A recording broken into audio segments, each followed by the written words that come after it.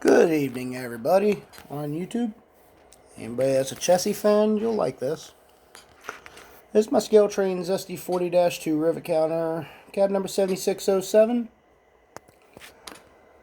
I bought this off of eBay from a guy that I consider a friend now. This locomotive was just DC. I put the DCC decoder in it, and it was the version 5 Loke sound. Let's see how she sounds. Here's the startup. See the number boards lit up?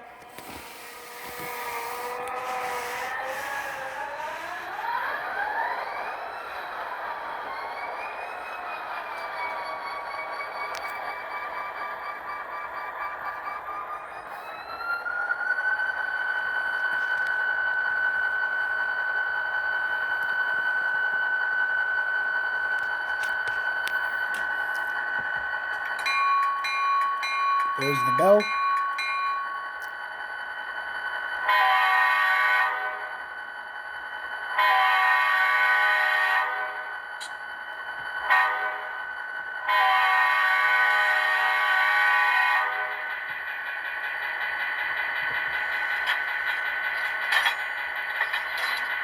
Couplers.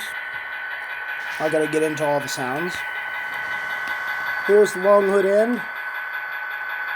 Press F0, turns the headlight on, correct? Press F5, you get the class lights.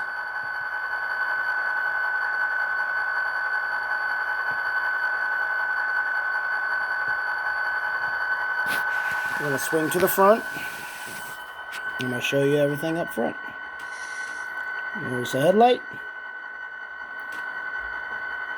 Class lights.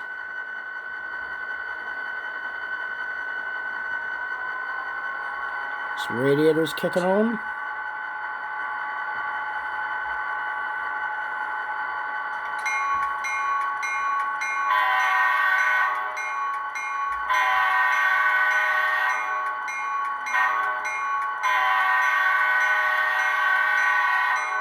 This is a beautifully done locomotive. Scale Train's got it right.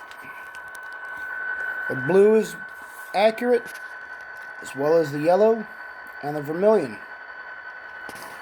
I wish this thing would actually have a zoom feature where I could zoom in on all the details, like the truck details, the fuel tank. There's your air spitter. This is all on the engineer side. I don't know if you can see in there, probably not. And the cab, it's supposed to have cab interior. The rear drop step is lowered, because I run this with a separate one. I run this with 7600. And also my weathered Athens Blue box, 7614. I got bored one day and went to the local train show and bought my weathering pastels. This locomotive has seen hell.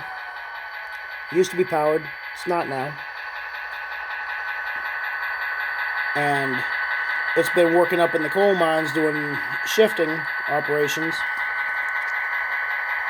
That's why it's so dirty.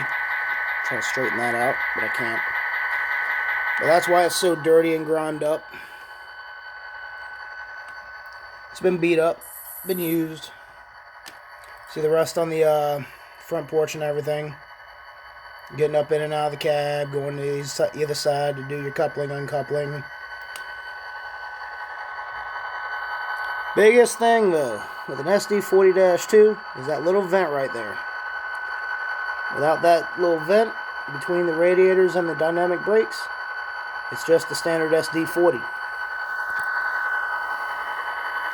There's a better view of the vent. It's air let off. They did a wonderful job with the sounds on this. Thank you, Scale Trains, for programming the sound that was specific to the Chessie system with your version 5 decoders.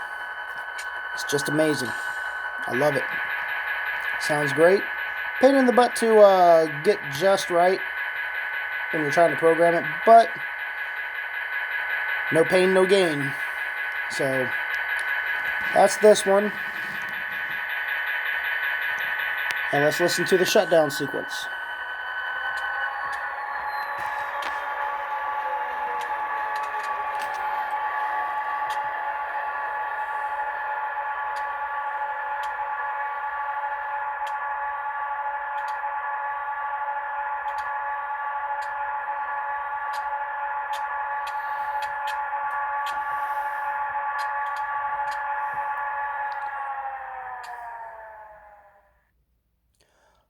Also, I forgot to mention, the Loke Cell in version 4 and version 5 both have Keep Alive in it. They got 2 capacitors all attached to the board. And let me tell you, it makes for a beautiful, smooth run. Even on bad track like we had at the Tidewater Modular Railroaders Club. That track was horrible. These things stayed on the track and they ran, they kept running. Everybody else would have dead spots and they would hit and the thing would stall. These things just kept running. Beautiful. Beautiful running locomotives. Can't say enough nice things about scale trains with their locomotives, and can't say that I got a bad deal from my friend who I bought this from. Also buy bathtub gondolas that he makes for chassis system. No number is a duplicate. He does a wonderful job. Those cars are gorgeous. They run great even empty.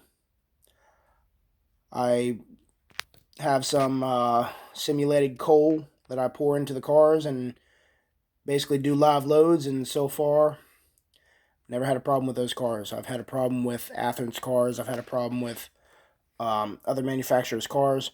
And it's more so when people fiddle with the trucks and try to mess with them to get them right for them. But this motor, amazing. Just sheerly amazing. Now, here we have my Lifelike Proto 2000 GP30. These used to be top-of-the-line locomotives. Pardon me. Back when, back in the late 90s, early 2000s, these were like top of the line. This one here, we're going to pull up, and it's 6969 on my Digitrax. That's my controller. I love it. It's awesome. It's amazing. Now, this one does not have sound, and it only has DVD or DCC. I did a headlight job on it myself. I had to change a couple of the details around. Added a snowplow instead of having the footboards. These are the ultra bright LEDs. I use these 1.5mm fiber optic cable to give it the dual headlight lens appearance, like you can see. Use that in heat shrink. Comes with the LEDs come with resistors, and they work great with these Lifelike locomotives. But as you can tell, these are obnoxiously bright. Worth it. They're amazing. That's the front. On the short hood end, we're going to go to the back. And there it is on the back. I'm going to pause it real quick. I'll be right back. We're going to get a simulated night run. Look, stand by. Now, this is what it looks like when you're simulating a nighttime run. I've worked for the railroad before, and this looks very close to what we had with our GP10 or GP15. These LEDs are bright. They look great. On the short hood end, I have no light loss through the body. They don't dim, which is the only thing. Now here's the back. That's how bright it is. It lights up the wall. This is the back.